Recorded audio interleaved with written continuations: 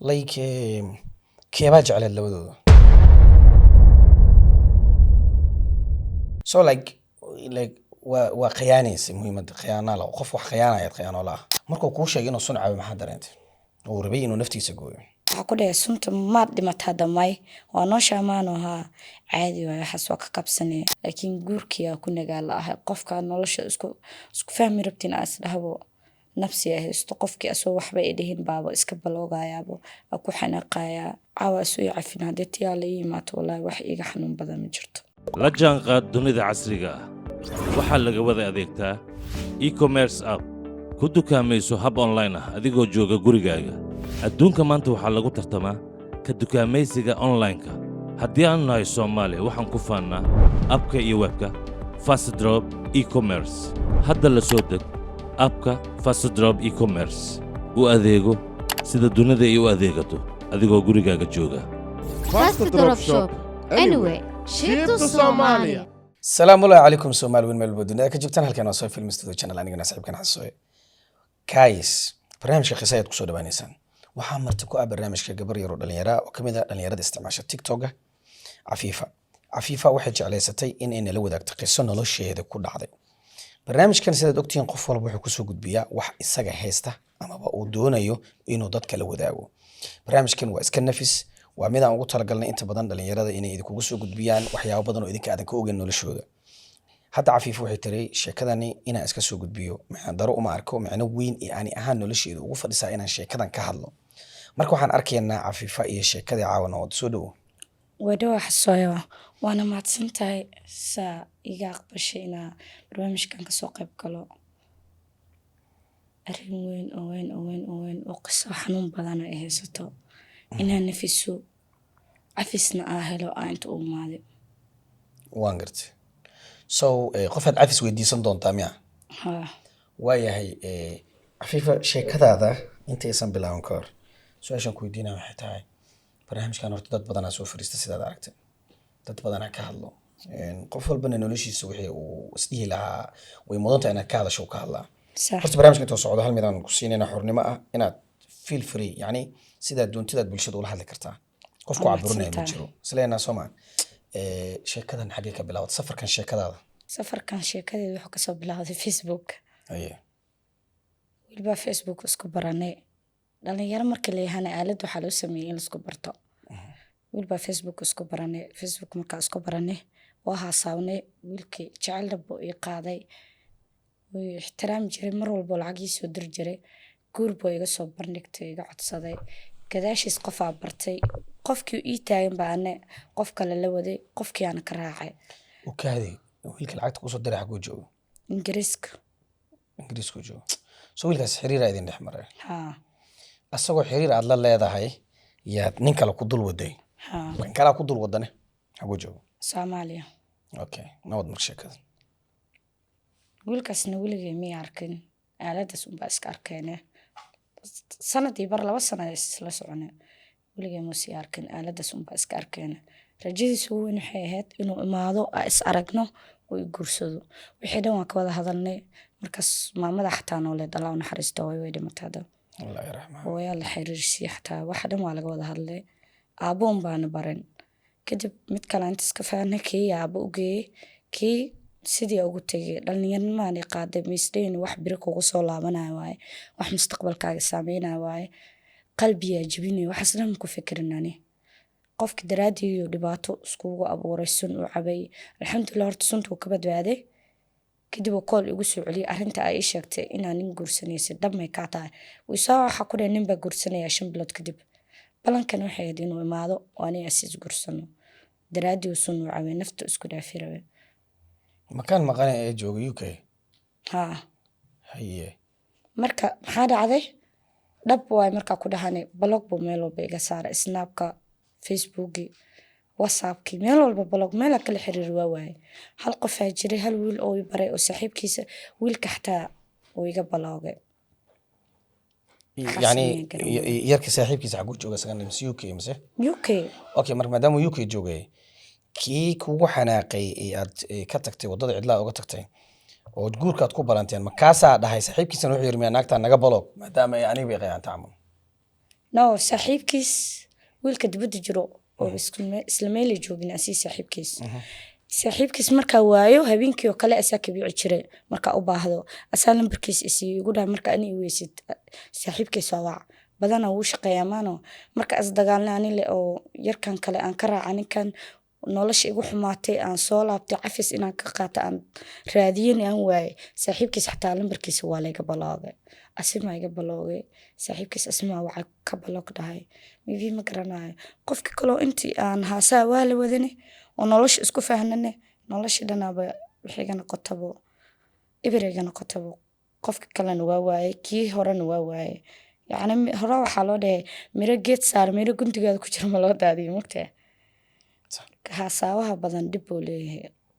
okay kan inta jooga maxaa isku weyseen kan inta jooga waxaa isku weyne nin wuxuu ahaa oo xaas qabo wuu iga qarinaayay aaba ogeeyey waa isfahnay wiilka kale xagga jira daraadiisa iskula dhacnay isku weynay guur degdeg adiga gabar waxa oo qalbigeeda looga xado iga xaday waalidkaygu sanbaati ka diyaarsaday anigoo sanbaatiga diyaarsaday guur degdeg igu soo galay khamiis uu gurkayga dhici rabay arbacada salaad dugtay ilaaha talada saarte habeenkii arbacada subaxii arbacada salaada dukada salaada sunnada habeenkii arbacada isoo wacay markaasuu ugu dhahay naag baa qabaa 3 caruurna way ii joogaan horena wuxuu ugu dhahay naag waa furay 3 caruureen ii dhashay naag baa qabaa 3 caruuraan ii joogto birina aabaha uu kaasii rabaa haddaa igu ogashaa dee kale anima kugu ogolaya ku dheh shal maxaa ii qiyaamaysa maxaa iigu sheegaysa inaa naag qabtid inaa iga tagtidaa diidanaa daa inaa naag qabo kuu sheego kiina sidaas ku weyne because been buu ii sheegay naag buu qabo iga qarinayay beentii aa kan maqan u sheegtay mid lamidaadna lagu sheegay ha okay su-aasha ku weydiina waxay tahay cafiif adiga like keebaa jecleed labadooda qalbiyan wallaahi jecelka wato labada qof hal mar ma ku wada dhasho qofku ku bilowdaa qofka kalena wuu dambeeyaa ani wiilka maqan markaas asaa i jeclaani ma jecleen mibii laga yaabay shoobinkeegiisu iyo qarash gareynayo keliina ku tixgeli jira laakiin wax jecel muu haynin qofka inta jooga xogay qalbigeyga kasbade sabab oo ku kasbada maxay dheeraa yani maxay kala duwanayeen wixii ku kala duwanaayeen qofkaasna aalada ka wada hadlaynay qofkaana waa isla joogna maano waqti ii haayay casho i geenayay mar walba ila joogay qofkaasna telefoon leh waa aalad leh codka iskugu gudbinayna mibii marka waxaa dhihi karaa kan maadaama inta jooga sasuu qalbigeyga waxaday so like waa khiyaanaysa muhiimada khiyaanala qof wax khiyaanaya khiyaanola ha labadoodaba kala qarinaya kana muu sheegin inaa mid shukaansan okay mid ka maqan markuu kuu sheegay inuu sun cabe maxaa dareentay uu rabay inuu naftiisa gooyo markuu ii sheegaya inuu sun cabe oo idhahayo waxaa ii sheegtay dhamay ka ahaayeen aniga isku dhibaateeyey sun baan cabay markuu idhahayo waa markii maxaa la dhahay ninkan aaba guurka iyo farxadii iyo nashaadka aan ku jiro isdiyaarinayo cilaanka aan saaranayo beriyo khamiis oroskayga soo dhawaa taaganahabo so uma aada jixin ninkaas sunta cabi waxba kama gelin no waxaas dhan waxay ilaahayeenbo xero iisiyo waxaa ku dhahay sunta maad dhimataa damay waa noo shaamaano haa caadi waay waxaas waa ka kabsanaya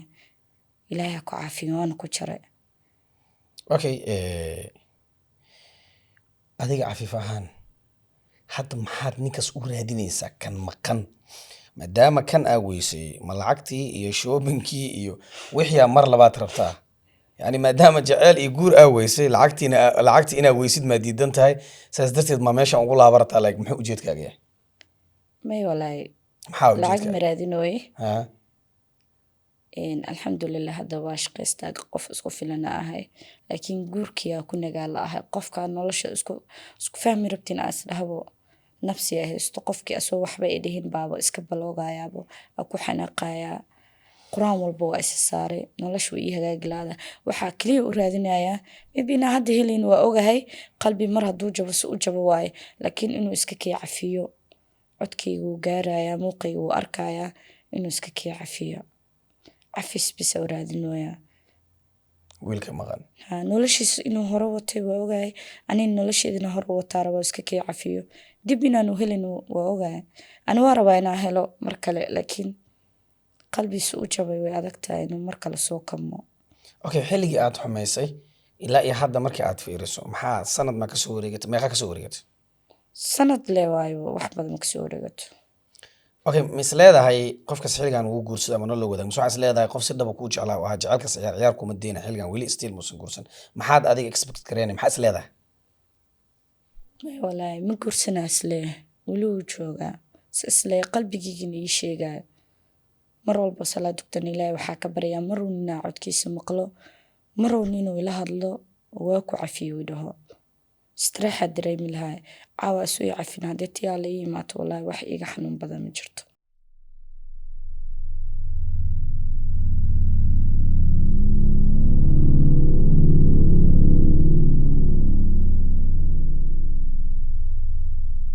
no it's okay you know waxaa adduunkan waxaa ugu muhiimsan qofki inuu yiri qaana sida loo dhaha la cafiyo fahanta so stage maqaldama ilaahay waa maano of course su-aasha kale ku weydiina waxay tahay ka cafiif ahaan mis leedahay haddii wiilkaas maanta la helo muuqaalkan uu daawado amaba uu arko horta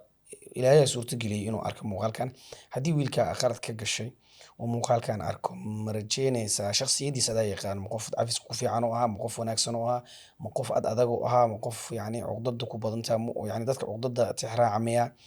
calal ku hayntu badan mise waad yani maxaa ka rajeynaya hadduu muuqaalkan arko qofkaas horta walaa waxaa ka rajeynaya kalsooni inta ku imaado ma garata kalsooni weyn inta ku imaado waxaa ka rajeynaya 100% inuu i cafinayo qof wuxuu ahaa aad iyo aad 100% u naxariis badan dadkana cafiyo mar walba ana qof la dagaal wuxuu dhihi jiray iska cafiska fiican qofka walaalka hadaa cafisid ajra ku helaysaa sida ku dhihi jiray inuu i cafinayo waa ogahay okay magacii wiilka magaciisa Cabdiraxmaan horta Cabdiraxmaan ma brother halkan ka salaamaya aniga teamkayga we saw whatever oo dhacay gabadha yarna inay halkaas soo fariisato ay ku dhiirato runtii inta soo umad Soomaali oo dhan ay hor fariisato ay kadibna ku tiraado Cabdiraxmaan oo yacafi qalada iga dhacay runtii waa mid isdhihi karno waxa ku kalifay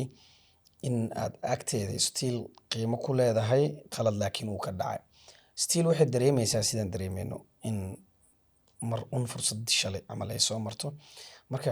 go'aankan kastoo aad leedahay laakiin waxaan rajeynaynaa inaan ku helno oo nala soo xiriirtid si arinta gabadhan aan u qorxino yani nolosheeda ay ku dareento inay hadda kadib ahaato qof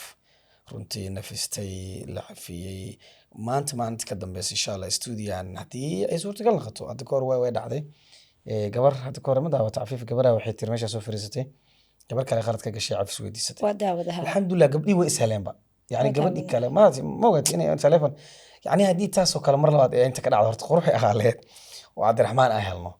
isagoo nala hadli doono na dhihi doono saas u jiraan waa ka rajeynaynaa one day insha allah okay adi ma samayn lahayd haddii Cabdiraxmaan uu kula soo xiriiro ku dhawaa ku cafiyey inaad nooga codsato Cabdiraxmaan inaan helna anakan ma noo samayn doontaa mise haddii Cabdiraxmaankaaga uu ku cafiyo anaga waan iloobi doontaa may walaa ma iloobi doontaa nala wadaagi doontaa abaal ay ugu leedihiin inaa inta keeno oo maqalkiisa ani maqashiin waa jeclaa lahay isu duceeya inuu i cafiyo okay maxaa kugu dhaliyey inta inaad timaado ugu dambeyn go'aankaaga inta inaad timaado barnaamijkan ka hadashay maxaa sababa wallaahi su-aal fiican waaye inta waxaa igu dhaliyey inaa imaado horta ani nafsiga ay haysto qof biniaadan ka galay oo qalbi igu aaminay maadaama waqtigii ku jiro dhalinyaro aan ahay aan ku fikiraynin maaragta qofkaana ku fiican qofkaana ku xun anaga dumaraan ahnay dumarna xaala caruur waaye caruur iska cagweyn waaye laakiin nafsi aan la hurdo waa la harsa waaye ay hele waxaan aaminay meesha kaliya ku nafisi karo oo xalkayga ka helaya inay inta tahay haddaa hadlo maanta hadalkayga inuu meel dheer gaaraya aaminay